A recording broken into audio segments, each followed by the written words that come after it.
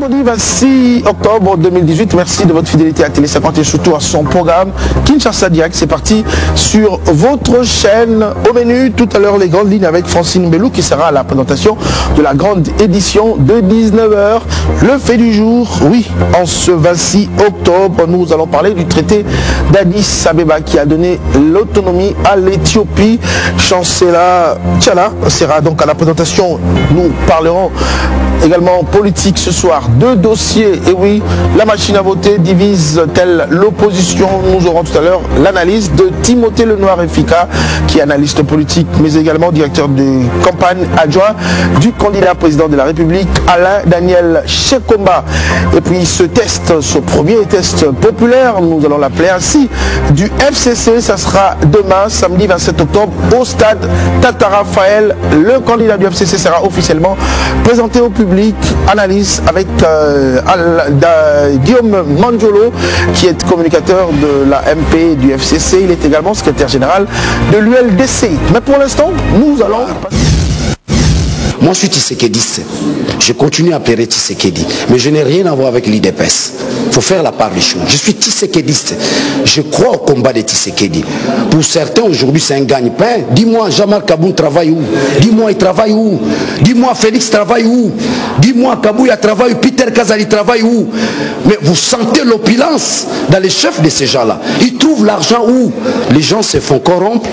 Les gens préfèrent, n'est-ce pas, changer leur point de vue par rapport à des miettes où les individus sont tentés de nous décevoir.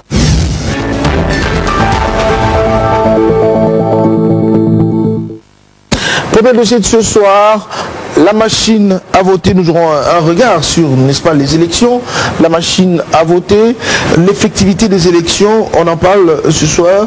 Et la grande question, est-ce que la machine à voter divise-t-elle l'opposition? Il y a quelques jours, l'UDPS qui a créé la surprise, et oui, en prenant part, disons, en affirmant prendre part aux élections, mais sans contenir, n'est-ce pas, la machine à voter, ce qui était au départ, et puis par contre se réunir en Afrique du Sud, notamment Ensemble pour le changement, l'UNC, le MLC, ne boycottent pas les élections, mais disent non à la machine à voter, mais également au fichier. Une marche a été organisée ce vendredi à Kinshasa. Timothée Lenoir Efika, bonsoir et bienvenue. Bonsoir, merci beaucoup pour l'invitation. Voilà, merci d'accepter notre invitation. Je rappelle que vous êtes actuellement directeur de campagne adjoint du candidat Alain Daniel Shekomba. Voilà. Mais il faut rappeler que vous avez tenté vous-même d'être candidat président. Si, moi-même j'ai tenté. Noyé par les 100 000 peut-être. Oui, peut-être, oui. Il fallait trouver les 100 000, mais j'avais quand même trouvé une grande partie. Je me suis lancé... Vous avez rendu aux partenaires. Pourquoi pas. Voilà. Étant politique, la République passe un moment historique, un moment qui est des leaders d'opinion comme nous ne pouvons pas être hors jeu. Alors là, je suis en train de travailler avec les candidats 14, Alain Daniel Shekomba, l'homme qui fait peur.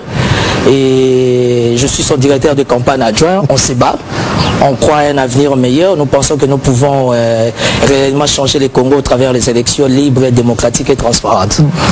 Il y a quelques jours, quelques candidats ont fait une déclaration contre la machine à voter et votre candidat a fait partie de ces candidats?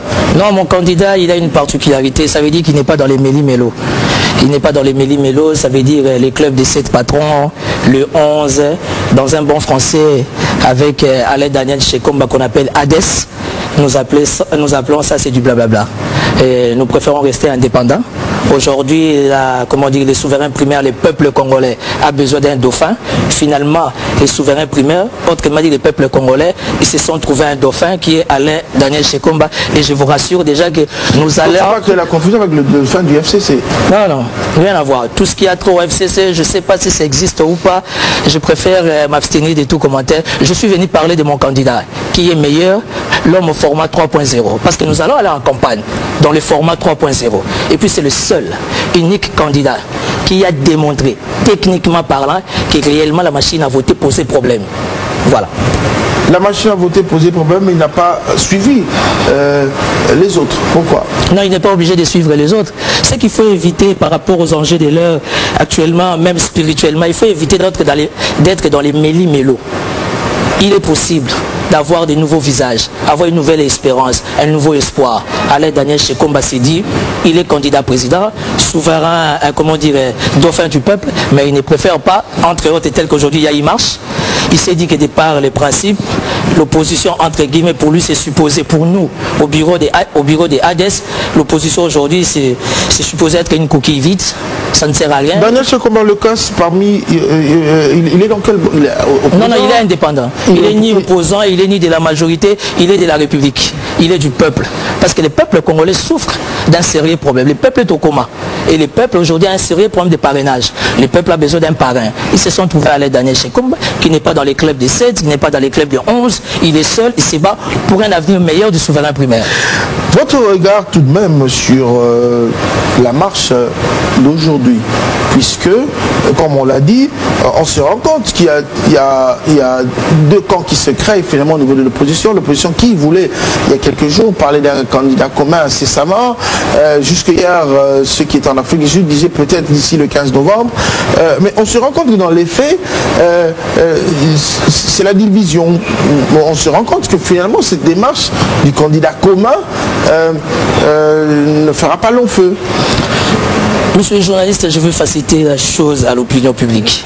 C'est depuis 2011, nous, souverains primaires, nous nous attendons à un porte-parole de l'opposition. Il n'y en a jamais eu. Je suis politique. Ça fait 16 ans que je suis dans les milieux politiques. Je maîtrise la donne à 90%. Je pense et je suis convaincu qu'au niveau de l'opposition aujourd'hui, il n'y aura jamais un candidat commun. Parlons paix. Réfléchissons d'une manière ramassée. Vous ne verrez jamais un Kassaïen soutenir quelqu'un de l'Est. Moins encore quelqu'un de l'Est soutenir un Kassaïen. Et puis à ce que je sache, on supposait entre parenthèses que les favoris seraient Félix. Je ne veux pas personnifier les débats. Mais aujourd'hui, l'IDPS a fait du mal au peuple. L'IDPS a blessé les souverains primaires. Alors nous allons nous attendre, comment dire, au résultat. Raison pour laquelle qu'il soit permis au peuple congolais, abandonné, oublié, rejeté, de se trouver un parrain. Raison pour laquelle je suis venu vous informer que le peuple congolais a un dauphin qui est Alain Daniel Shekomba, candidat 14. On va parler de votre candidat 14, mais j'aimerais qu'on analyse parce qu'on ne peut pas ne pas parler des élections et avoir son regard sur ce qui se passe actuellement pour ceux qui ne donnaient pas la chance à l'opposition de se réunir. Cela, vous l'avez peut-être vous-même dit aussi, peut-être même pas 2011, puisque le porte-parole, qui devait être le porte-parole de l'opposition, c'était depuis 2006-2007 avec Jean-Pierre Bemba, on se souviendra encore. Alors aujourd'hui, on donne raison à ceux qui disent que l'opposition a toujours du mal à fédérer. Non, en fait, il y a un petit souci. Il y a un souci, il y a une approche. Moi, je pense qu'aujourd'hui, le peuple ne peut plus espérer à notre très chère opposition. Moi, je suis politique et je n'ai jamais vu une telle opposition comme celle de la République démocratique du Congo. Il y a des gens qui étaient des opposants, ils ont traité les chefs de l'État du tout. Je n'ai jamais été de la majorité. Ça n'a jamais été mon rêve. Mais qu'est-ce qu'on n'a pas traité auprès du chef? Parce qu'il faut dire que le chef d'État n'est pas Judas, c'est pas lui qui a vendu les Christ, mais on l'a traité de tout. Ce sont les mêmes personnes qui font des courbettes aujourd'hui. Ça veut dire que malheur au souverain primaire. Quand il faut parler, comment dire, de l'opposition, de quelle opposition parlez-vous? Parce que c'était Elie Dégoré, c'était Genval, aujourd'hui c'est l'Afrique du Sud, aussi longtemps autour d'eux, il y a des gens qui souffrent, qui sont sans emploi, leurs enfants étudient en Europe. Moi je suis contre ça, moi je suis un leader d'opinion. Je ne veux pas qu'on loue des jeunes comme des chaises en plastique dans un deuil. J'ai dit non, nous sommes en plein 21e siècle. Nos soi-disant leaders de l'opposition, ils doivent être clairs. Qu'est-ce qu'ils veulent réellement? Parce que moi je ne veux pas, au nom de la démocratie, amener cette jeunesse qui est le devenir des dommages, les amener comme ça, les emballer dans n'importe quoi, aussi longtemps dans la soirée, vous savez que vous allez appeler X, vous allez bénéficier de votre Kanyaka et le peuple vous les abandonnez comme ça. C'est révolu, messieurs les journalistes. Je pense qu'aujourd'hui le peuple a compris. Mais pour le besoin de la cause, le peuple a dit s'est manifesté aujourd'hui, tout comme demain il y aura aussi la marche du FCC, il y aura toujours le même peuple, parce qu'aujourd'hui il n'y a personne qui a une base.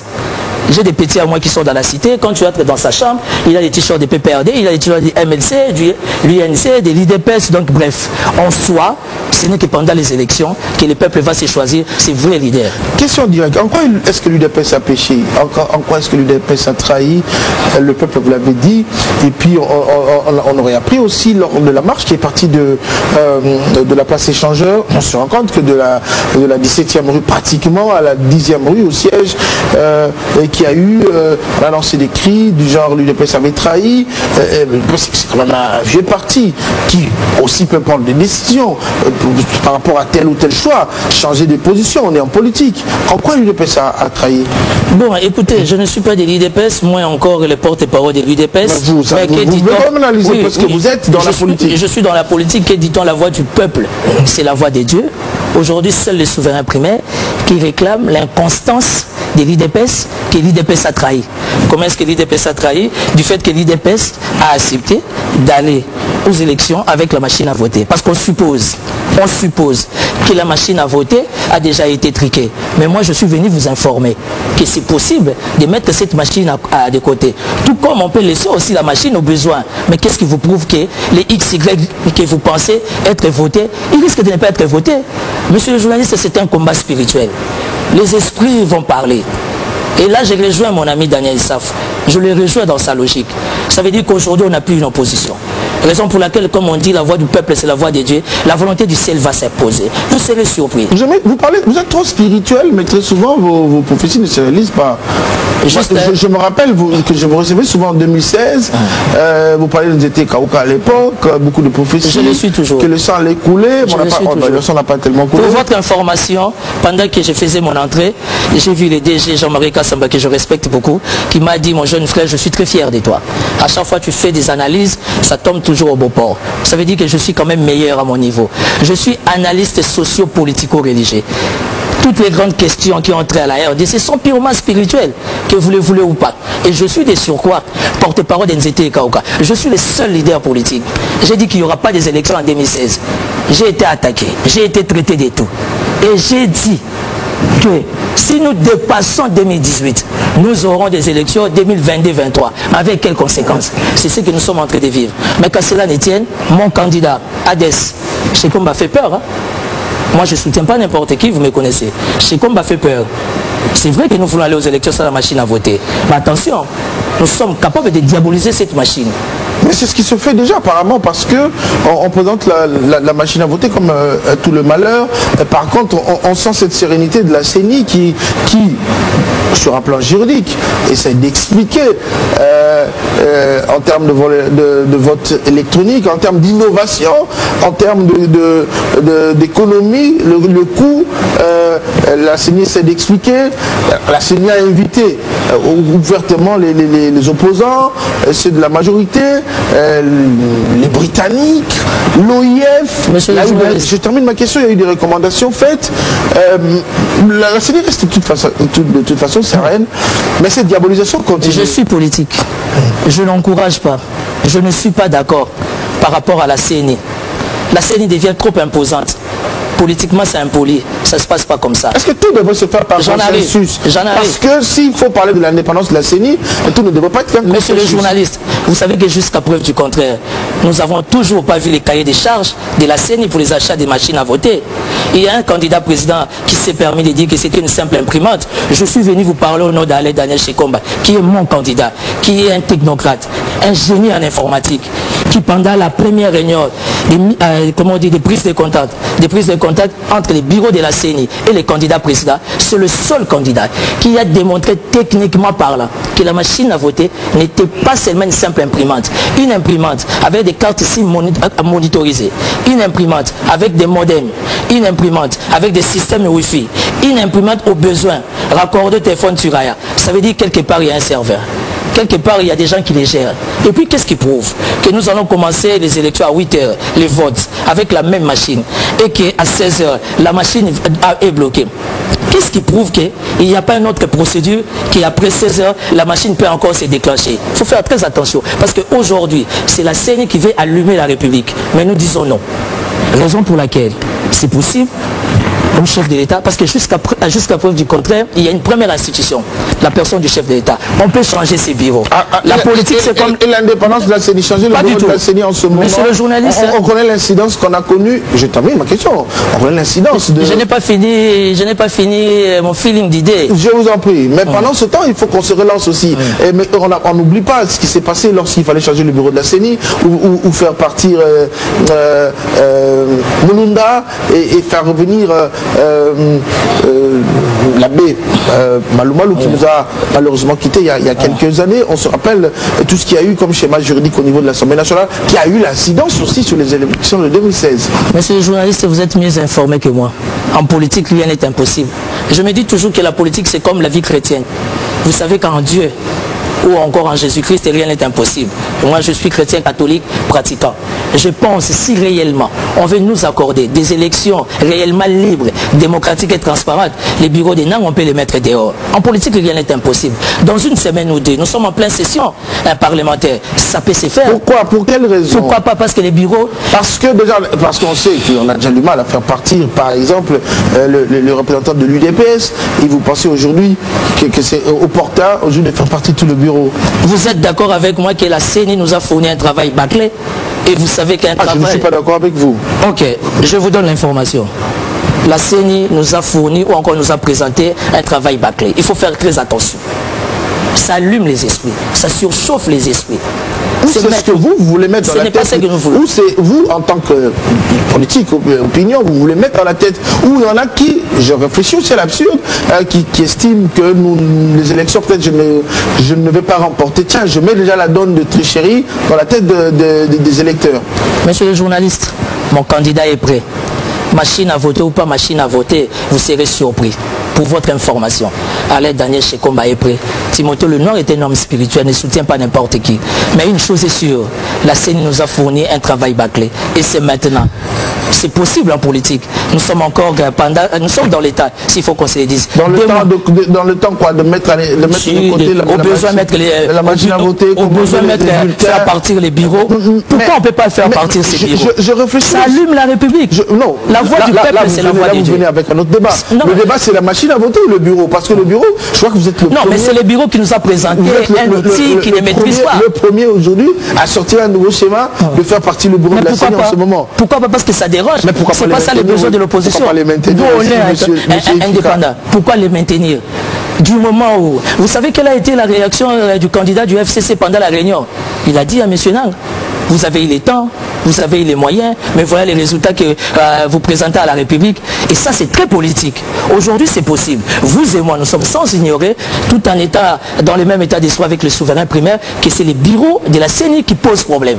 Et c'est ces bureaux qui nous ont présenté un outil qui ne maîtrise pas bien. C'est très dangereux. Quand on ne sait pas maîtriser les systèmes data de cet appareil, ça devient compliqué. Qui le dit? Parce que cette machine a fait l'objet d'une sensibilisation qui continue. Je termine ma question, M. Efika. Une expérimentation partout, à l'aéroport, dans les universités, dans les milieux politiques. Ça, c'est pour impressionner les gens. Les gens ont expérimenté. Il y en a même qui ont comparé. Pourquoi on doit mettre ça dans l'aéroport? Pourquoi on doit mettre ça, je ne sais pas moi. Pourquoi on ne peut pas mettre ça partout au marché? Parce que, en fait, c'est quoi les problèmes? Attendez, je vais vous aider. Il se passe un problème aujourd'hui. Il faut comprendre que nous sommes en politique. Et en politique, rien n'est impossible. Soyez d'accord avec moi, au nom de la démocratie. Je suis libre de donner mes points de vue, mes avis et considérations par rapport à une question. La CENI nous a fourni un travail bâclé. Je suis venu vous parler comme un politique, un homme d'esprit. La CENI va allumer la République. Il faut faire attention. C'est possible. Oui, ce sont vos messages qui vont prenez ça comme vous voulez. Allumer la République. Prenez ça comme vous voulez. Nous sommes dans la quiétude. Ces messages nous voulons la quiétude. Viennent pour la plupart des cas. Nous sommes pères de famille. Nous sommes responsables. Fin ou pas fin, nous avons besoin de la tranquillité, du calme. C'est vrai qu'il y a des patrouilles et tout, ça ne nous dérange pas. C'est pour les besoins de la cause, on doit sécuriser les peuples et leurs biens. Aujourd'hui, je suis venu vous parler comme un homme politique. La CENI nous a présenté un outil qui ne contrôle pas, qui ne maîtrise pas. Oui, ça n'engage que moi. Mon candidat Alain Daniel Shekomba, un informaticien de carrière, qui a des entreprises dans le domaine informatique, qui maîtrise bien les systèmes électroniques, a démontré pendant la prise de contact entre les bureaux de la CENI et les candidats présidents que réellement la machine posait problème. On ne sait pas bien maîtriser la machine. Vous savez, il ne suffit pas de refuser ou de refouler quelque chose. Mais il suffit de les refuser, les refouler, tout en maîtrisant réellement les vraies données. Et nous sommes en politique. Nous nous préparons. Alain Daniel Shekomba se prépare. Nous sommes déjà dans la pré-campagne. Mettons-nous à l'aise. Tout le monde a droit à la vie, nous sommes en démocratie. Je vous dis que mon candidat fait peur. Et vous serez surpris. Voilà. Timothée Lenoir Efika, que nous avons reçu sur ce plateau a analysé avec nous justement la machine à voter et que son candidat, lui, réfute, mais aussi ce qui se passe au niveau de l'opposition. L'opposition qui a eu du mal à fédérer cette division également au sein de l'opposition. Merci d'avoir été notre invité de ce soir. C'est moi qui vous remercie. Pour la jeunesse congolaise, oyo eza meeting ya parti politique té. Eza meeting ya République démocratique du Congo. Le front commun, c'est pour limiter la République démocratique du Congo. Donc, le dossier la République démocratique du Congo, Congolais nyonso aza censé azalawana ayo comme message ndenge nini to kende na victoire.